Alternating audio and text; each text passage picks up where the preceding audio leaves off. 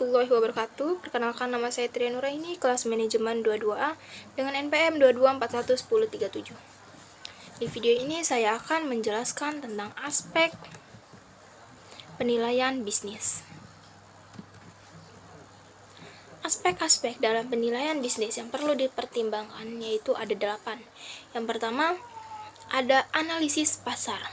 Yang kedua, ada analisis teknis. Yang ketiga, ada analisis keuangan.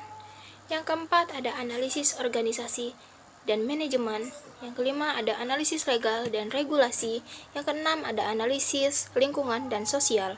Yang ketujuh, ada analisis resiko. Dan yang terakhir, ada analisis keberlangsungan bisnis. Langsung saja kita membahas poin pertama, yaitu analisis pasar. Pertama, dalam analisis pasar, kita harus menilai ukuran pasar potensial untuk produk dan layanan yang ditawarkan. Lalu, kita juga harus memahami tren atau arah perubahan dasar yang mungkin mempengaruhi permintaan produk atau layanan. Lalu, kita harus mengidentifikasi segmen pasar yang paling cocok untuk produk atau layanan yang ditawarkan.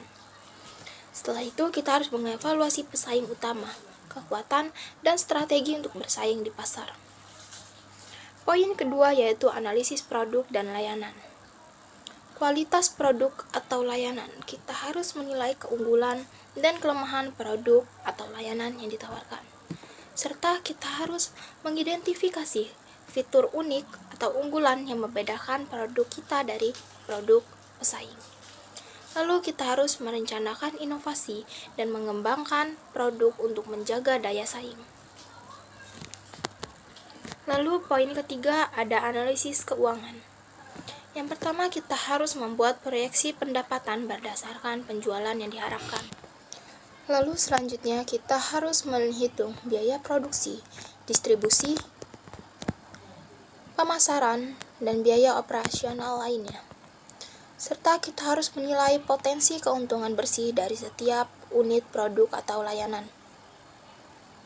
Lalu kita juga harus dapat menghitung return on investment-nya dan net present value dari proyek investasi. Lalu kita poin keempat yaitu analisis organisasi dan manajemen. Pertama, kita harus mengevaluasi struktur organisasi yang efektif untuk mendukung operasi bisnis. Lalu, kita harus menilai kemampuan manajemen dalam merencanakan, mengorganisir, dan mengendalikan bisnis.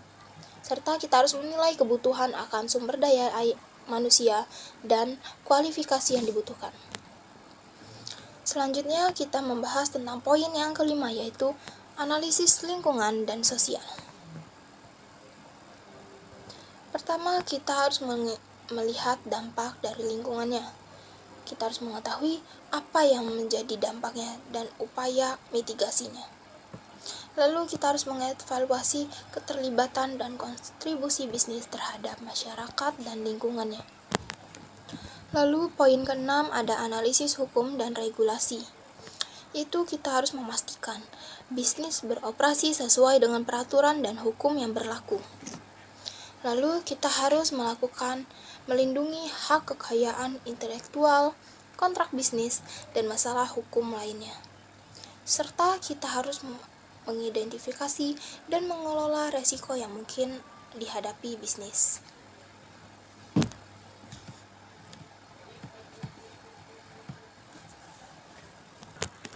Lalu poin ketujuh yaitu analisis resiko. Kita harus mengidentifikasi berbagai risiko yang mungkin mempengaruhi kelangsungan bisnis. Serta kita harus menilai tingkat risiko, probabilitas terjadinya, dan dampaknya terhadap bisnis.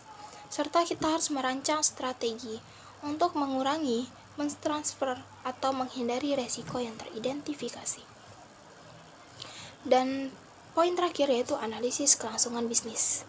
Pertama, kita harus menilai apakah model bisnis yang diusulkan dapat berkelanjutan dalam jangka panjang dan mengevaluasi potensi pertumbuhan bisnis dalam hal peningkatan penjualan, ekspansi pasar, atau diversifikasi produk.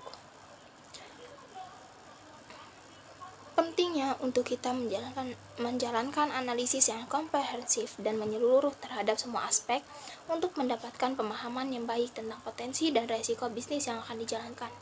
Dengan demikian, keputusan yang diambil akan lebih terinformasi dan dapat memberikan panduan yang baik dalam mengelola bisnis ke depannya.